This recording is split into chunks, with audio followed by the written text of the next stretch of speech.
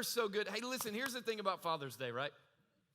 The thing about Father's Day is there's a lot of men in the room that are biological fathers. And then there's men in the room, they can't have kids, they've lost kids, they're spiritual fathers. And I just want you to know, we're all men in the room, and we all deserve to be celebrated. And so I want you to know today that it's okay. No matter where you are in that, at Radiate, we just want you to know we love you. We're for you. Today is about you as well as anything else. So can we, one more time, and I mean like for real, honor the men in the room today. Honored to have you. So we've done beef jerky. Love some beef jerky. Beef jerky's great, right? I love, we got a lot of fun. We got root beer out in the lobby for you outside. So grab you a can of root beer outside.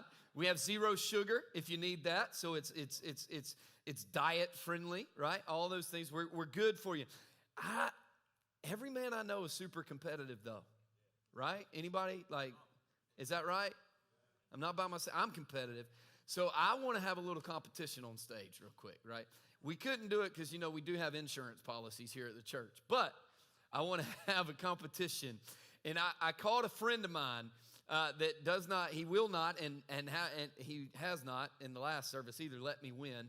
I'm going to beat him eventually. But he's a friend of mine. He's a great leader. You saw him leading worship on stage, helping lead worship on stage. Great father, great friend, great husband. Phenomenal man. I want to ask Mike Floyd if he would to come on up to the stage with me today. And all right, you took me at the 8:30 service. You got me, man. You took me down, right? You're going, all right, well, that's not what I wanted to hear. So I was kind of hoping you'd be like, no, I'm going to let you win this time. All right, so here's what we're going to do. We're going to do a little competition to see who can do the best at axe throwing. I will say this. I've thrown axes 6 times in my life, and all 6 times were this morning. You, sir, are a professional axe thrower. You can deny it if you want, but I saw you beat me last time, so that just automatically is. So let's go ahead. You go first. Winners go first, all right? And so we're going to see. I want to see if we can, really it's to see who can hit a bullseye. Now, we're not tournament distance away from this thing or whatever, but that's okay as long as we're the same. And hey, I just want you to know that if you hit that screen up there, you've got to find a way to pay for it, all right? So all right. No, they're going to cheer for me. I'm the Really? He's pulling no punches, man. Go get it. You're good. Get another one. I don't know is that David over there that's with the guitar rig? David, Mike's about to owe you a lot of money. All right, let's go. Let's see what you got. You can't do it again. Oh, what'd I tell you? Okay. Let's move over.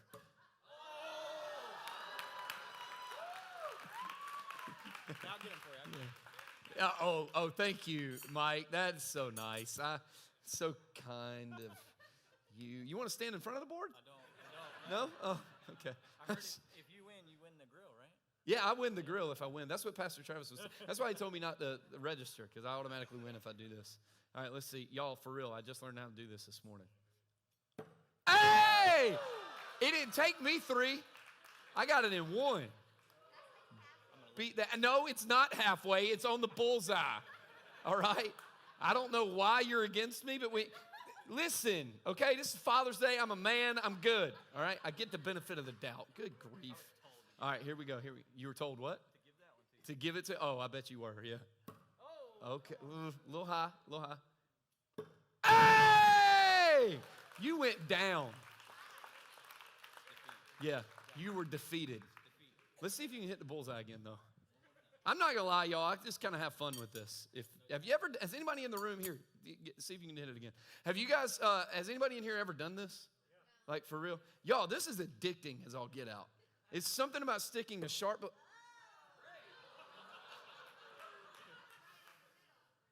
You know what, Gina? I don't need your commentary, okay? Yeah, you can hit 1, but not 3. Here, give me one of them. Put that. Well, never mind. Let me see if I can get it in the middle. I doubt I can. One more. This is it. Hey! All right. Hey, we got 2. You get 1, I get 1. Let's see. This is the throw off. It's the dad off. No, I tied yours. You had one bullseye. I had one bullseye. Quit, you're making up rules. That's pretty good. I'm not gonna lie. I was like, are you gonna stand in front of it? I mean, that's up to you. Okay, all right. Ooh, I gotta get it between the two. I don't know if that's gonna happen. Oh, it was there. It was there. It was there. Mike, thank you so much. You're the man. Thank you. Y'all, it was there. Did y'all see that? It was there. It bounced off. Oh. Well, it's getting there. Hey, so you need to go throw axes because it helps you with everything else. It makes you feel better about life. I'm just letting you know. When you throw sharp things, it would. Hey, there actually is a point to this. So, like, I know you're sitting there and you're like, what? Why are we doing this? There's a whole point to it. And here's my guess today, right? So it's Father's Day. We got a ton of men in the room.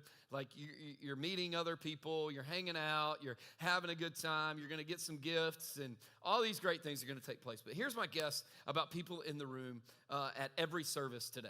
My guess is most of the men in the room today are trying your absolute hardest to get it right. Is that fair?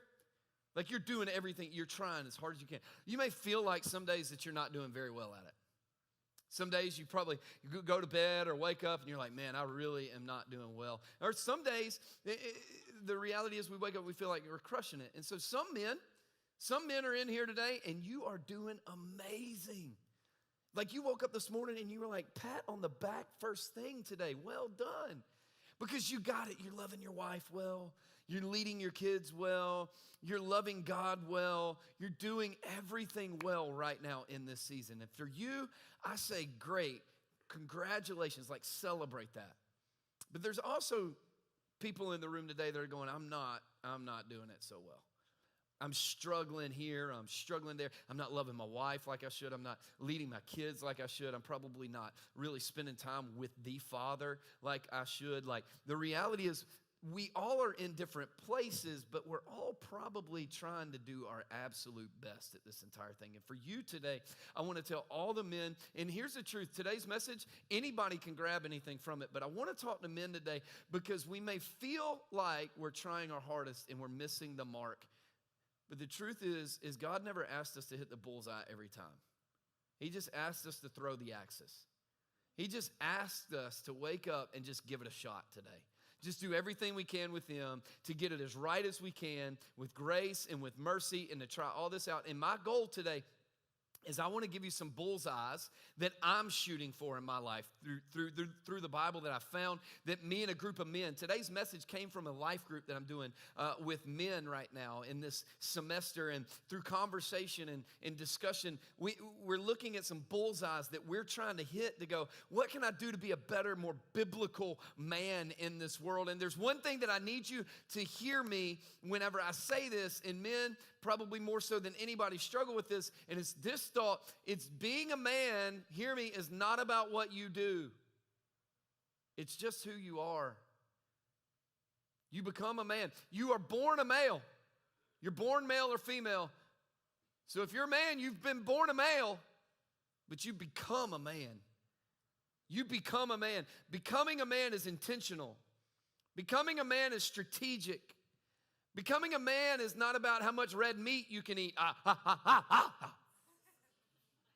It's not about just seeing if you can do the choo-choo train on the hibachi grill, the Blackstone, which I want to do one day. I'm going to get me a Blackstone just to do that. Becoming a man isn't about the beards you grow. Like, that's great, and I thank God it's not about that because I cannot grow a good one. Being a man is about how do you love and how do you lead. And how do you hold the responsibility? And I'm not here today to say that any of you are doing it wrong because I don't think you are. And if you are, I don't know that you're doing it intentionally. I think most of us, if we're in this room today, the truth is we made an effort to be here today because we're trying to do it right, and because we're trying to get it right, and because we're trying to create relationships that help us get it right. And I just commend you because the fact that you're here today is a step forward in the right direction to be everything God created you to be. So I think you need to give yourself a hand just for being in the room on Father's Day today. That's a big deal. And one of the things that it's a bonus. I guess you could call it point number 4 to the message today, since I got 3. But a bonus is this, is that as we become men, you've got to understand this. And it's this thought. I am strategically and intentionally created in a very specific way to be exactly who I am. And so are you. In fact, one of my favorite verses at this point in time in my life that I'm really like honing in on and focusing and meditating on a lot is this. It's Psalm chapter 139, verses 13 and 14. And it says, for you formed me, my inward parts. You formed my inward parts. Here's what that means. Listen, your inward parts, your intestines, what you don't see, right? And if you do, go to the hospital. We don't see those, do we? We don't see our inward parts. We don't see our soul. We don't see our spirit. Like, I have a heart condition that I've had for 15 years. I don't see my heart. I feel it. You see what I'm saying? Like, there's a lot in us that we don't see, but we trust that God created it correctly to begin with. He goes, the things you don't see, I created. I made in you. And he says this, for you formed my inward parts. You wove me in my mother's womb. Do you know how long it takes to weave something together? Neither do I. I've never woven anything in my life. You haven't, probably. Well, maybe some of you have. But here's what I do know. It takes a long time. It takes a long time to weave something. Because when you weave something, you know every stitch, every move, every part of that blanket or whatever you're stitching or weaving together. God's going, I wove you together. I took time to make you who you are. I know everything about you. Let's read verse 14. I will give thanks to you, God, for I am fearfully and I am wonderfully made, and wonderful are your works, and my soul knows it very, very well. Can I set some people free in the room for a minute today? Here's a thought that came to me this week that I think we all need to understand. And it's this. Men, you do not have to grow up to be your dad. You do not have to be your father. Yeah, I understand some of you had great fathers growing up. I did too. My father is still very involved in my life. I texted my father this morning and told him everything that he has been in my life.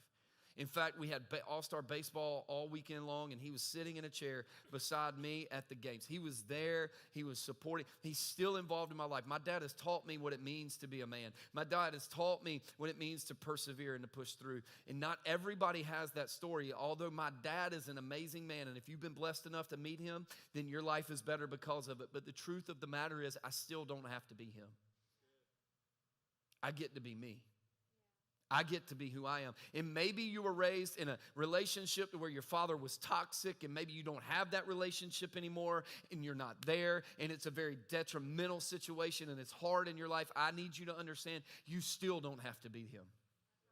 You're free from that, because the Bible teaches me in Genesis that I am made in the image and in the likeness of God. And it teaches me in Psalm chapter 139 that I am so intricately woven and so intricately and strategically put together that he made me in his image. Why? Because he loves me to be me.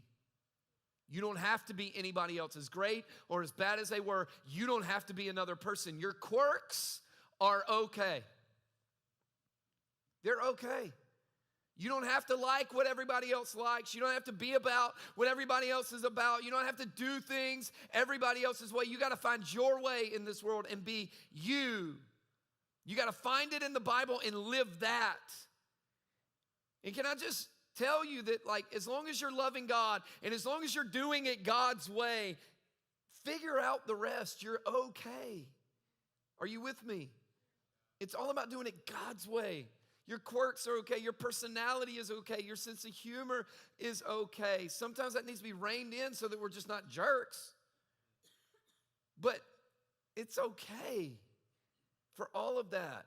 You don't have to be anybody but you. God made you to be you, and he's okay with you being you. And in fact, I'd say it like this. He wants you to be you. And God put something so amazing inside of you that he wants you to live that out. And what we do with what God put in us is not up to him. It's up to us. And so today, like, I've got this message of like 3 bullet points or bullseyes that I want to give us, that give us something to throw at, because I know in my life, I need something to aim at, right? I need something to throw an axe at. I need something to, hey, this is what I need to do, and this is what I need to think about, and this is where I need to go. And I want to give you those very quickly today. The first bullseye that I want to give you to shoot for is this one. Conquer your instincts. Conquer your instincts. It's found in 1 Timothy. It's found in chapter 4, verses 14 and 15. Now, the 1 Timothy is a letter from Paul, the apostle, to his spiritual son, Timothy. And this is the first letter. That's why it's 1 Timothy. And he's writing him about these things, right? And he says this in verse 14. He says, Timothy, he doesn't say Timothy, but he's writing to Timothy. Timothy, do not neglect the spiritual gift within you. How does Paul know that there's something inside of Timothy that Paul can't see? Because Paul has a faith that God's put purpose and gift in every single person, and he spent time with Timothy enough to go, you got something special in you. And the worst thing you can do, Dad, the worst thing you can do, man, even the worst thing you can do, Mom, all of these, the worst thing you can do, hear me, the worst thing is neglect it. Is to go, no, there's nothing in me. I can't be a public speaker, therefore I can't do much ministry. Ministry is done on a stage and in a building, which is a total lie. Psalms actually teaches us that we are all to carry the fire of God everywhere that we go. We're ministers of the gospel everywhere we go. You're a minister when you go to work. You're a minister at home. You're a minister to your kids. You're a minister to your wife. You're a way better pastor than I am because you're with them way longer than I am. The truth of the matter is that we are all pastors. We all have something in us. What's your spiritual gift? I can't answer that. It's up to you to get into God's word. It's up to you to get into God's presence. It's up to you to get into God's face and figure out, what is my gift, God? And the biggest thing Paul tells Timothy is, don't you dare neglect that. Don't you dare walk around like you don't have a gift. In fact, he says it like this: do not neglect the spiritual gift within you, which was bestowed on you through prophetic utterance with the laying on of hands by the presbytery of the church. Verse 15, watch this. This is so good. He goes, you have a gift.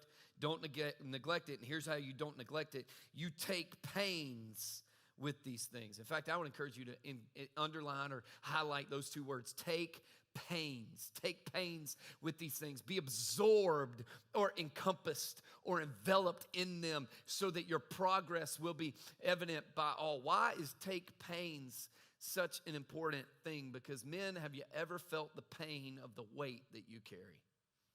Come on, let's be real today. We carry a hard weight. Ladies, I'm going to say something, and I don't say this to diminish your role in any of this life. This has actually nothing to do with you. This has everything to do with men today in this statement, and it's this: we have a very heavy weight to carry. If you look at the role of men in the Bible, the role of men is to carry a weight that most other people aren't going to carry unless we do. And with the world the way it's been lately, it's been hard over the past several years for men to be men, because when we live out what we think men are supposed to be, we're told that we're toxic and wrong. And so when we change that, we're told we're not good enough there, and we lose sight here, and with inflation, we got to make more money, and with this, we got to do more of this, and it takes more time, but we need more family time, and we need this, and we need that. Y'all know what I'm talking about, right? Don't leave me by myself today. And men, it's hard, man. It is tough to try to. Did you know that psychological studies have shown that the clinical depression and clinical anxiety in men alone have skyrocketed in the last 24 months or 2 years? Skyrocketed.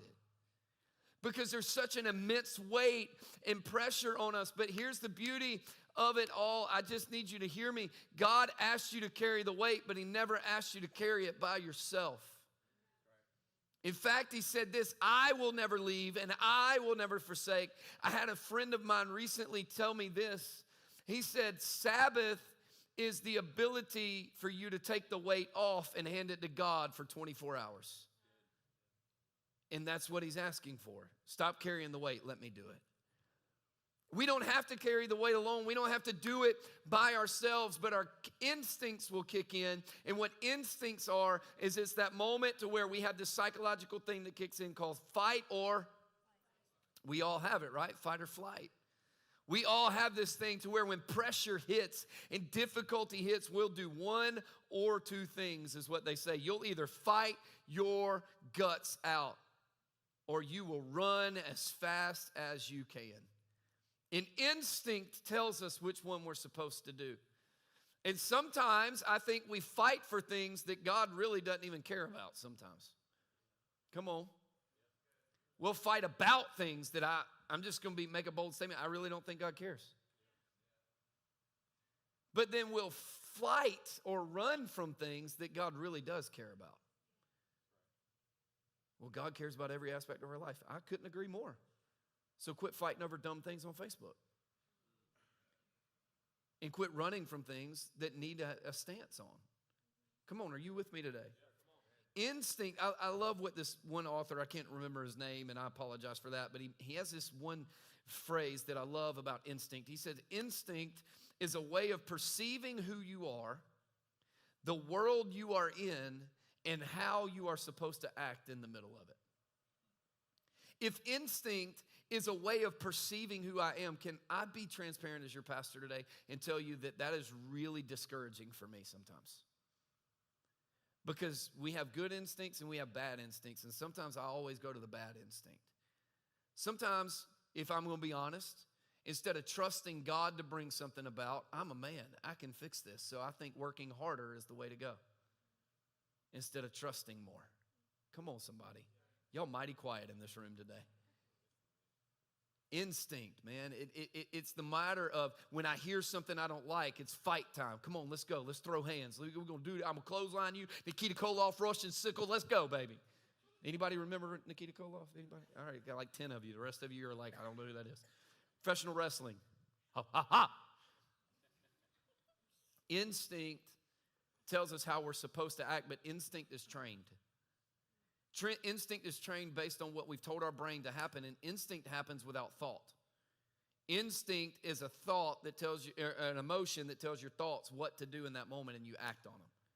We have to conquer our instincts in a lot of this stuff. We have to learn that we got to get to a place where, okay, if pain causes me fight or flight, and I need to fight instead of flight, but I'm ready to run, then I need to conquer that instinct and go, no, I'm going to stand right here, and I'm going to fight for my marriage, and I'm going to fight for my wife, and I'm going to fight for my kids, and I'm going to fight for my God, I'm going to fight for my church, I'm going to fight for the vision, I'm going to fight for my spirit, I'm going to fight for everything God's put in me. I will fight. I want to run, but I'm going to fight.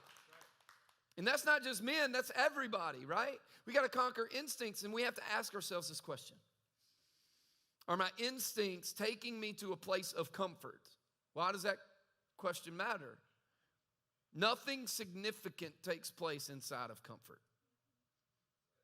Most things that are going to be impactful and significant in your life are going to have to come outside of your comfort zone. That's why, and I put it this way at 8:30, and I actually liked it, and it's kind of intimidating, but the truth is, when you commit your life to God, you're committing your life to you're committing yourself to a life of uncomfortable nature, of discomfort at all times. Why? Well, that doesn't sell me. That's not a good sales pitch. Good. I'm not here for sales pitches. I gave that up a long time ago.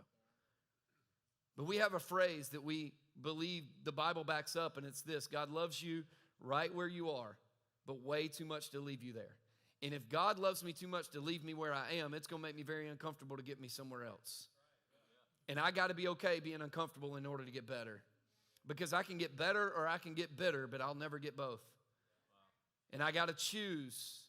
In that moment, I got to conquer those instincts. So I got to ask, are they taking me to a place of comfort, or are they benefiting me? If it's comfort, I probably need to kick it. If it's benefiting me, I can continue moving on with it. So number one is conquer your instincts. Bullseye number two is self-reflection. It's found in the same story, 1 Timothy chapter 4. We're going to go verse 16 now. I love that it says this. It says, pay close attention to everyone around you.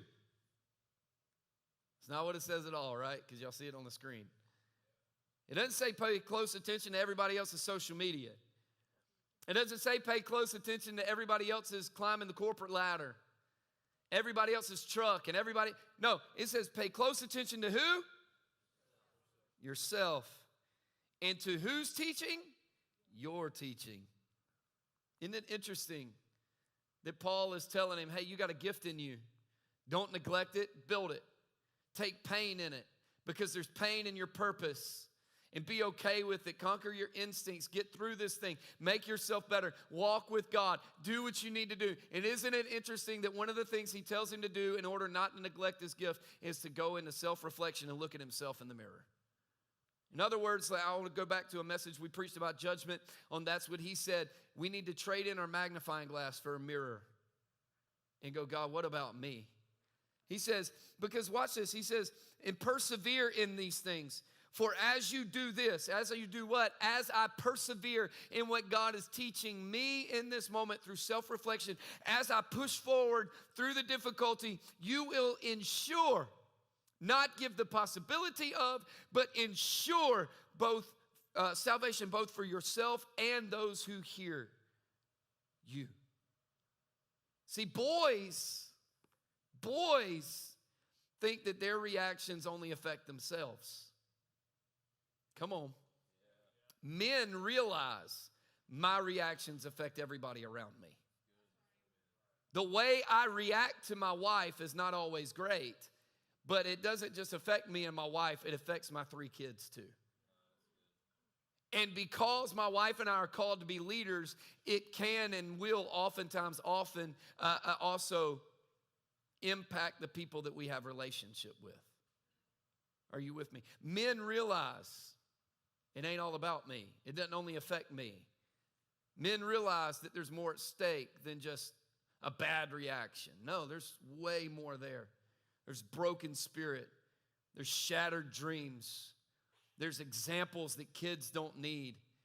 All those, there's generational curses that need to be broken.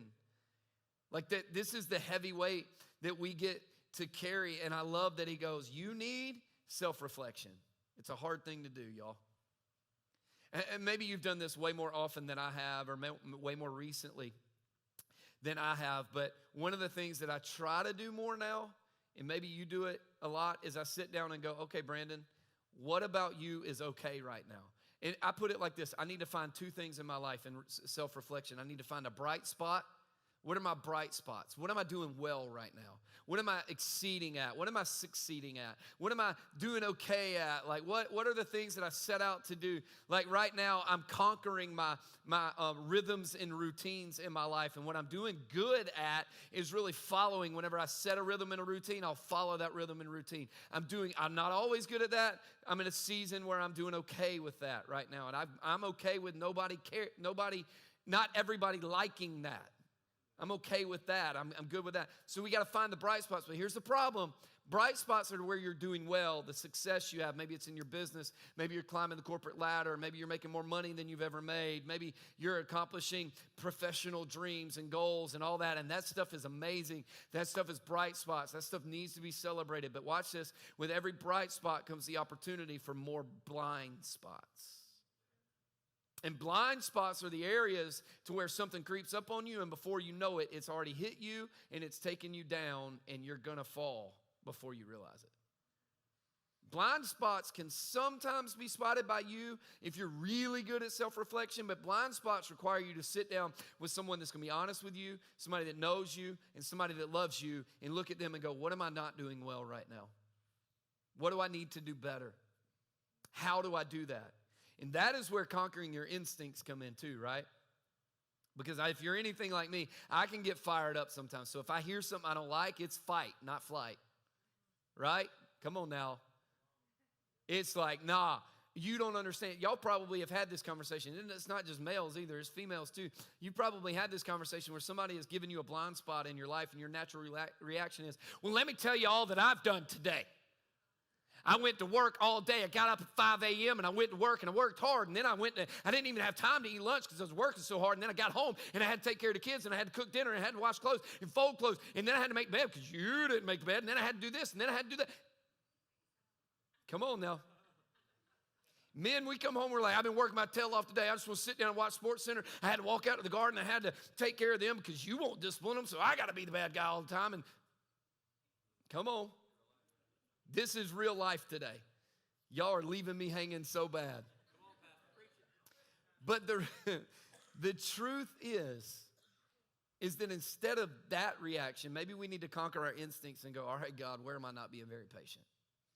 Where am I not being very loving? Where am I not being very kind? Where am I not being this? Where am I not being that? Hey, God, self-reflection, because as Paul is teaching Timothy, he says, listen, when you submit yourself and persevere in these things after the self-reflection and you're teaching, and what you're teaching people with your words, St. Francis of Assisi has this phrase that I love. It's this quote, and he says this, preach the gospel at all times, and if necessary, use words. Actions speak louder than...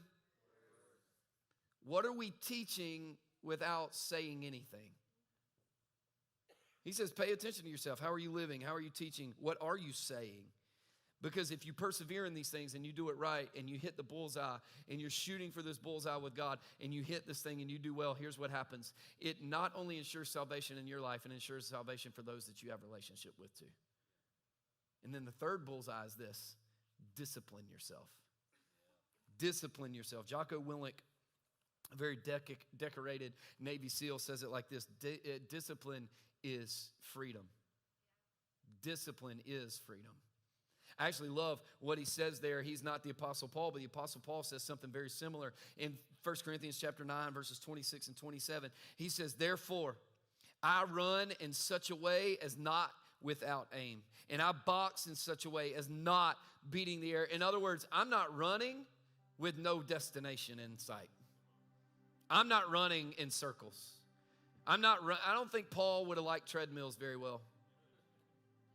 He goes, I'm running, but I'm running with a line ahead of me. I'm running for the scoreboard. I know what I'm running for. In fact, he goes, I'm not just boxing to punch the air. I'm boxing an enemy.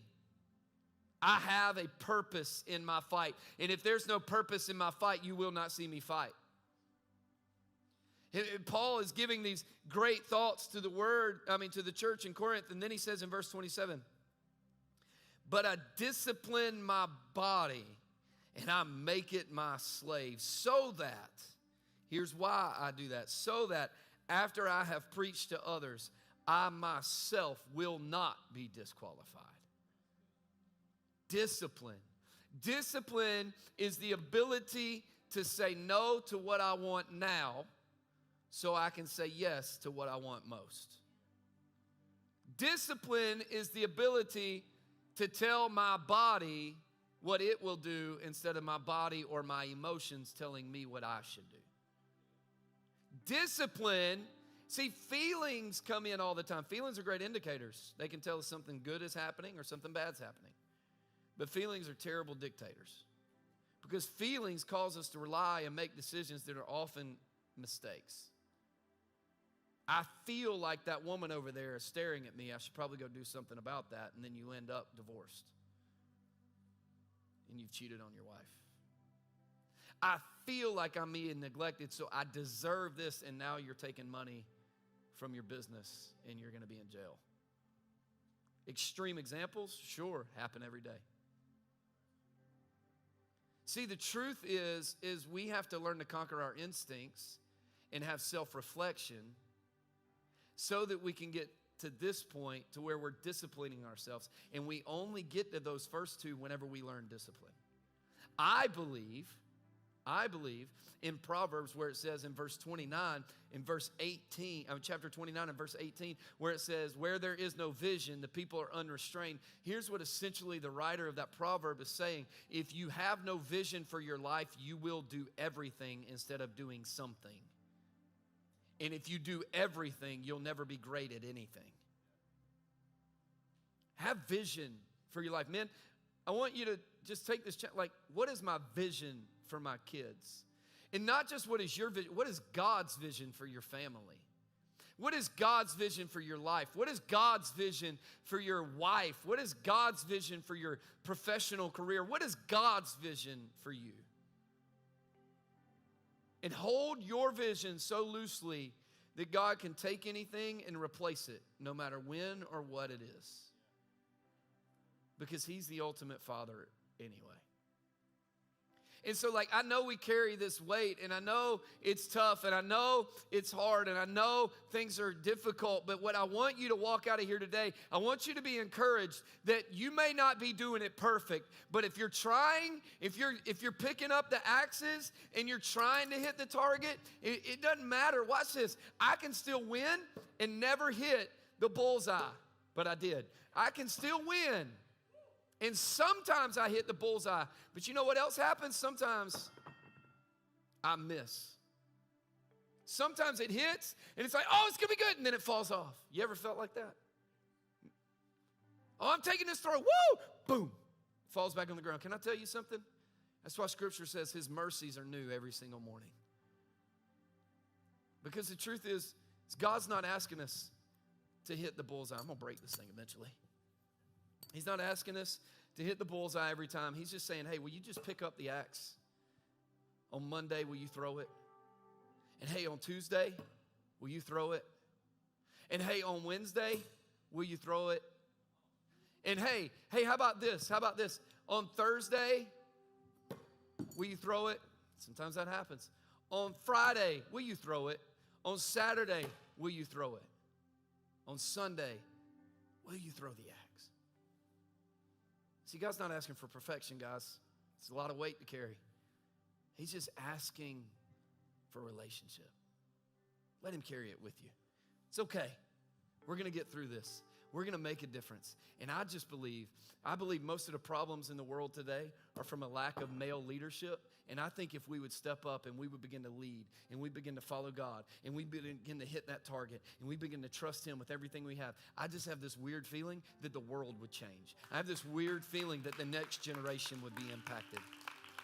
I just got this weird feeling that that's where things start. And so what I want to do today is I just want to pray for you. I want to pray with you. I just want to lean into God for a minute. And maybe you're in here today and you're like, the best thing that I need to do is just actually begin a relationship with God. I've never done that. And here's what I want you to know. That's okay. But what we want is for you to start a relationship with God that gives us eternity as a reality and gives us a life blessed by him as a reality. So if you would, with every head bowed and every eye closed today, we're going to go out and we're going to get some root beer and we're going to high five and we're going to have fun and we're going to register for a grill and we're going to laugh a lot and go eat some wings or whatever you're going to do today. But beforehand, let's make sure our hearts are right. Let's make sure we're in tune with the Father today. Men, women, doesn't matter. If you're in the room and you'd go, I need to give my life to Jesus. I need that forgiveness. You know, there's a lot of people that have done that at Radiate Church this year. I'd love for you to join that group. If that's you and you'd like to give your life to Jesus, would you just slip your hand up and let me pray for you real quick? Just go, I need forgiveness. I want to walk with him for eternity. Yeah, amen. What's going to happen is you're just going to get a clipboard. And that clipboard is just to get information so we can walk it out with you. We do not ask people to do life alone here at Radiate. If people at Radiate choose to do life alone, it's a choice. It's not because we haven't given opportunity. We want to walk this out with you. So here's what I'd love to do. Because we do life together, what we do here is anytime somebody wants to give their life to Jesus, we pray it as a body. We pray it as a family all together. And so I'd love for you to pray this out loud because we have somebody in the room that wants to give their life to Jesus, and I want you to pray it out loud with me. Dear Jesus, I give you my life. Forgive me of my past, my present, and redeem my future. I give you all that I have and all that I will ever be. I won't be perfect, but I will be faithful. Teach me your ways and help me walk with you. Thank you for welcoming me, come on, into the family of God today. Father, right now I thank you for who you are and for loving us the way that you do. And God, on this Father's Day, we're celebrating men, but God, we're celebrating you as our Father. And we thank you that you've given us some bullseyes in the word to shoot for and to throw for and to go for. And God, help us do that faithfully. God, you don't ask us to get it perfect, but you do ask us to be faithful. And so, God, I love you. We love you. God, help us to worship you with more passion. Help us to dive into your word with more grace and more just wanting to learn. And God, I thank you for the person that's given their life to Jesus today. Maybe there's more online. Maybe there's more in the room. But either way, I thank you for that. Thank you for, God, allowing them to fill out that card and take it by that tent so that we can walk this thing out with them. God, I love you. Help us enjoy life as we walk with you. In your name we pray. In Radiate Church, can we make a whole lot of noise for somebody giving their life to Jesus today?